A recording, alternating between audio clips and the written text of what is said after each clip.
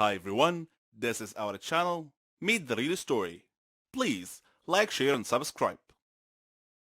Hey everyone, my name is Gwen. My story is different from anything you've ever heard before in your life. We all have grandparents, and we all love them very much. When they die, they leave an empty space in our hearts. It's never easy. My grandpa died a year ago. Before he died, he left me an old weird looking chest, which I never thought to open before, until today. I opened the chest, but all I found in it were two pieces of paper. One of them had only two words, Grandpa's house, and the other had a map drawn on it. I thought for a while, then I decided to go to my grandpa's old house and check things out. So I went to the house. As I took out the key to open the door opened wide. There was no one else there. I was scared, but I was curious to find out more about the map. So I went in. As soon as I got inside, the door slammed shut behind me. I was shocked and scared, but I wasn't gonna back out now. The house looked so creepy and eerie, like it was abandoned for 100 years, and it felt so cold, cold, like standing on ice. I opened the map in my hands and looked around. It showed the inside of the house. I followed the path till I reached the door. When I stood in front of it, it opened slowly on its own. Terrified, I took 2 steps back, but I glimpsed a shadow inside, so I moved forward. I stepped in, but with nothing under my feet, I fell, rolling over down the stairs. It wasn't a room, it was the basement. I tried to get up, but there was something on my legs. Of course, it was too dark to see what it was. Every time I take it off, it falls back again. I looked for my phone, but it wasn't in my pocket. Oddly enough, when I looked again, it was there. I took it out, and I turned on the flashlight, and there was my surprise. On my legs was the bony arm of a skeleton.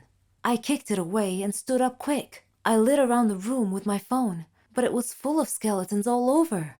Of course, no need to tell you I was scared the heck out of my wits. What happened next was beyond the understanding of an average person. The eyes of one of the skeletons turned bright red, and they were staring right at me. My feet started moving backwards automatically, and I found two bony hands clasping my neck. I freaked out, but then, suddenly, all the skeletons moved and stood in 2 lines, clearing a path for me. The map in my hand was glowing and indicating a place in the room. I moved towards it, slowly, as my knees buckled together. There was a huge chest. When I opened it, I found a ton-load of money. Strangely enough, all the skeletons had disappeared, and the furniture in the room was floating around the air. I got scared, and I ran for it, but I came to the stairs, and I found the door locked. It wouldn't open.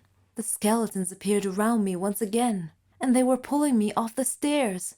I soared through the air and landed on the chest. Then I was out cold. When I came to, I found myself inside the chest, like it was a coffin of some sort, and I was lying inside, feeling numb all over. I could see the sky, but it was cloudy. I felt like I was being buried. Then I heard a voice. It said, "Welcome to your grandpa's treasure." This is what happens to people like me, dumb people like me who follow a stupid map to look for their grandpa's worthless treasure. They'll tell you their stories from their graves. Hello everyone, I'm Lauren. Did you ever wonder what it would be like to have your life completely destroyed by someone close to you? Ever thought about what you would do then? I didn't have time to think, because that's exactly what happened to me. It all started 2 years ago. I lived a quiet life with my mom and dad and my sister. I loved my family. We were always together. We were happy until that fateful day. My dad got fired from his work, a big company. He had worked there for 20 years. The only money we had then was what he had managed to save over the years. Finding a new job wasn't easy. It was a hard time for all of us, especially my dad. He was becoming desperate. At times, he just sat there, quietly, deep in thought, and I rarely saw him smile since. One late night, we were still up waiting for him when he walked through the door. But something was different. He wasn't walking straight. It was the first time in my life seeing him drunk.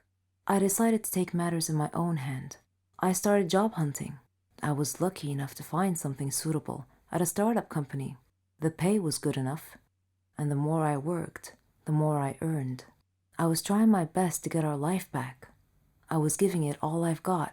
My dad started asking me for money. I was more than happy to give him what he needed.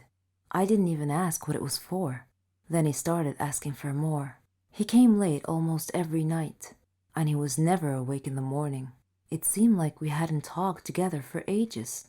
Then, money started disappearing from my purse. I got home from work one night.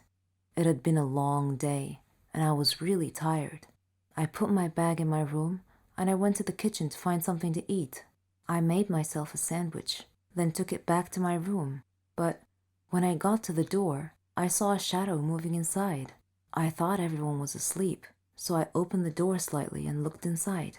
I couldn't believe what I saw. My dad was standing over my bag, and my wallet was in his hand. He found no money in it, so he threw it on the bed and started going through my purse.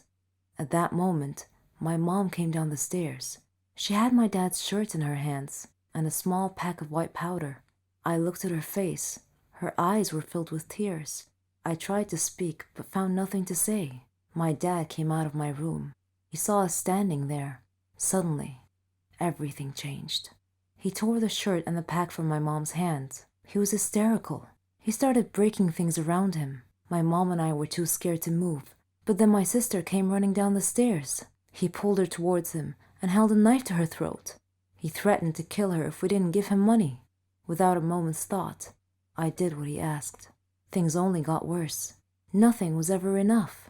He asked for more and more money, and if I refused, he'd get violent, beating up anyone in his path. I couldn't stand by and watch, so I would just give him what he wanted, until I decided enough was enough. He barged down the stairs one evening and asked for all the money I've got.